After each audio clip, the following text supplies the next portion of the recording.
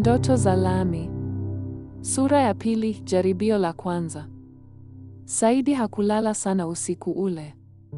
Akili yake ilikuwa ikikimbia mbele ya mwili wake, ikijenga ndoto ambazo hazikuwa na ramani. Asubuhi ilipofika, alitoka nje akiwa na uso wa mtu aliyekata shauri, lakini pia akiwa na hofu iliyojificha ndani ya kifua. Alisimama pembezoni mwa duka la rejareja lililokuwa limefunguliwa mapema. Alikiweka kiti cha plastiki chini, akaweka simu yake juu ya tofali na kuvuta pumzi ndefu. Alikuwa anajaribu kurekodi video yake ya kwanza. Watu wangu Alisimama. Akafuta video. Akarudia tena. Leo nataka kuongea na kijana yeyote anayehisi.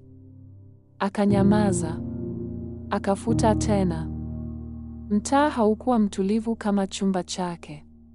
Kulikuwa na kelele za watu, vicheko vya dharau na macho yaliyokuwa tayari kuhukumu. Kila aliyepita alimwangalia kana kwamba alikuwa amepoteza mwelekeo wa maisha. Huyu jamaa anaongea na simu. Labda amechizi.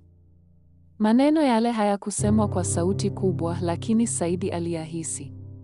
Yalimvuta nyuma, yakajaribu kumrudisha kule alikotoka, kwenye ukimya na kujionea huruma. Lakini alikumbuka swali alilouliza usiku uliopita. Nikitumia nini nilicho nacho? Akaanza tena. Safari hii hakufuta.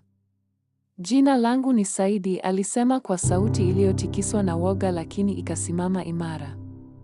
Ninatoka mtaani kama wewe. Sina kazi. Sina mtaji. Lakini nina ndoto hii na najua siko peke yangu. Aliongea kwa dakika 2 tu. Hakukuwa na mpangilio mzuri, hakukuwa na mbwembwe.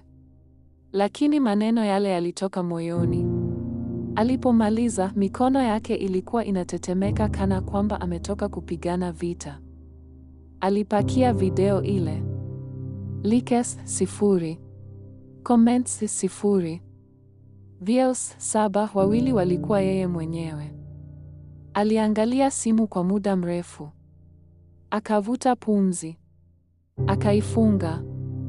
Nilijua, alisema moyoni. Hii si yangu. Saa zilipita.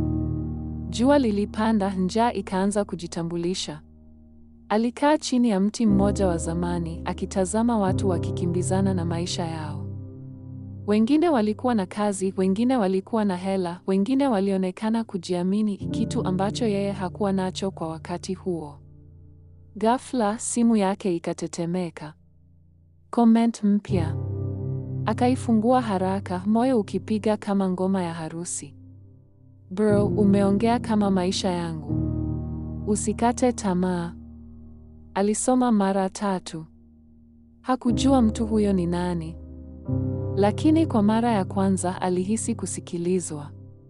Dakika chache baadaye, comment nyingine ikaingia. Endelea kuongea. Kuna watu wengi kimya kama wewe.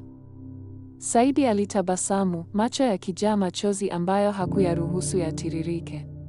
Haikuwa viral. Haikuwa maarufu. Lakini ilikuwa halisi. Jioni ilipofika, rafiki yake wa mtaa, Musa, alimkuta pale pale. Unapoteza muda, Saidi, Musa alisema. Watu wanatafuta pesa, si maneno. Saidi alimtazama kwa utulivu. Maneno yalinitoa gizani, alimjibu. Labda yatamtoa mtu mwingine. Musa alitikisa kichwa na kuondoka. Usiku ule, Saidi aliweka video ya pili. Kisha ya 3. Hakukuwa na mtaji wa data zaidi ya kidogo aliyokuwa nayo. Lakini kila video ilikuwa kama jiwe dogo alilokuwa akijenga daraja lake mwenyewe.